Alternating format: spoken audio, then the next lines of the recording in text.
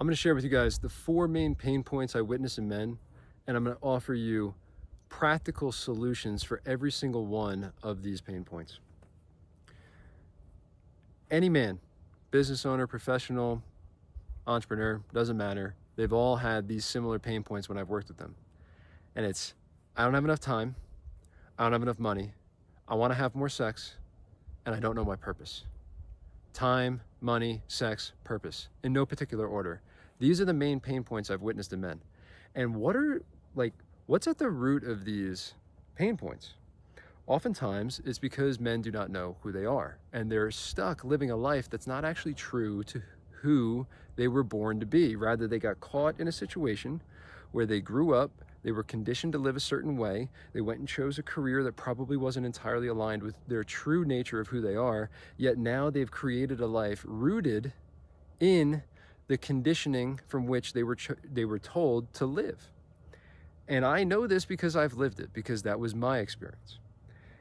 And yet when I had all of those pain points, what did I do? I doubled down on learning who I am. I dove into the truth of me. And in that archaeology of myself, I was able to then discover answers that then helped rectify these pain points.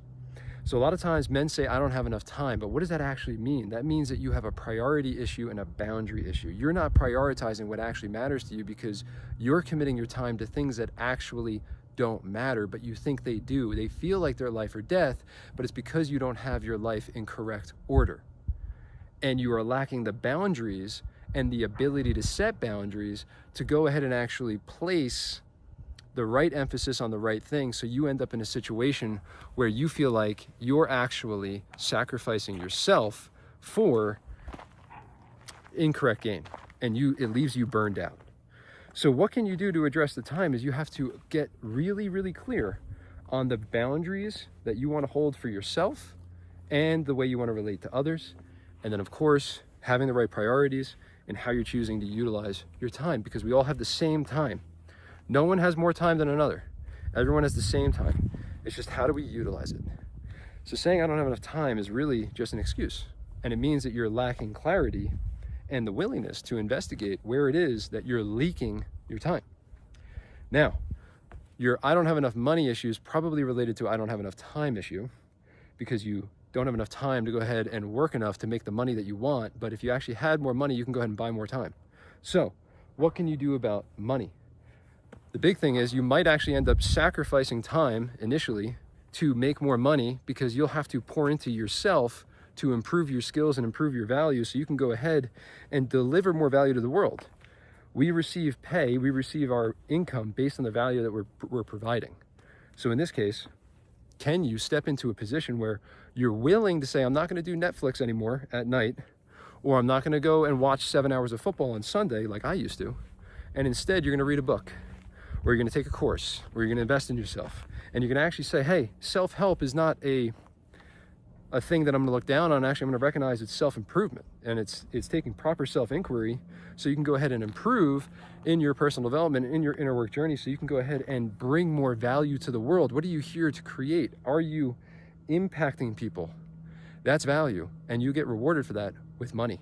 So for you, it's investigate the time, and that'll probably give you more clarity as to what it is you can do to actually make more money. You become more valuable, you might get a raise, you might get a promotion, you might actually switch jobs where someone values you a lot higher because you have a new skill set that is much better. So those are the first two. Sex. Every man wants to have sex, but are you actually making love with the woman you're with, or are you just treating them as an object? Are you just treating them as a way to go ahead and satisfy your primal urges and your needs? So if we want to have more sex, it's not about actually finding a partner that's just more willing. Instead, it's actually about creating the emotional safety. That's the thing, emotional safety that your partner needs to actually open up and receive you. Can you actually step into a space where you're doing all of the upstream things to create the downstream effect of the intimate moment? Intimacy is a product of emotional connection. Women want emotional connection, and we as men typically want the physical. So we have to actually rewire ourselves to create the emotional safety for the space for your partner to actually step into and then actually open up and receive like the flower that she is. And then you can step in as the man and be there in that moment and actually connect in a way that they've never felt you connected. This is taking it from an act to an experience. Can you make the shift from viewing intimacy as an experience rather than an act? And in that, I promise, you'll have more profound experiences than you've ever had in your life.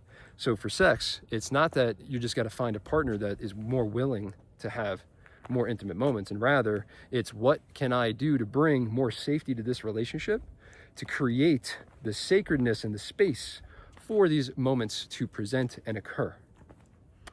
Purpose. Many men do not know what their purpose is because we're told to provide.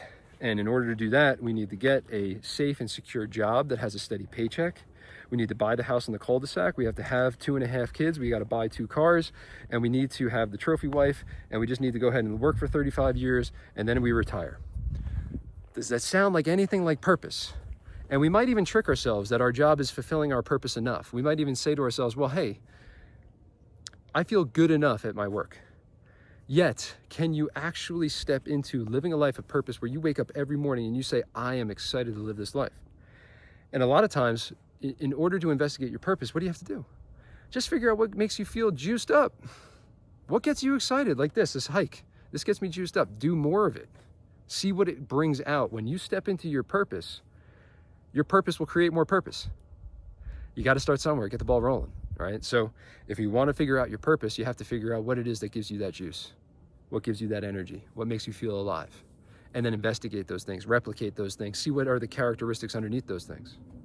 Step into your purpose. And the more you step into your purpose and live a purposeful life, the more you will actually gain out of life because you're actually delivering more to the world. Impact, influence, value, those are things that are important to me in terms of my purpose and what I provide. So, we started with 4 main pain points. I don't have enough time, I don't have enough money, I want to have more sex, and I don't know my purpose. And I just gave you practical solutions for every single one of those. And if you want more tips like this in the future, go ahead and subscribe, and we'll be talking about topics like these and much more in the future. So thanks for joining.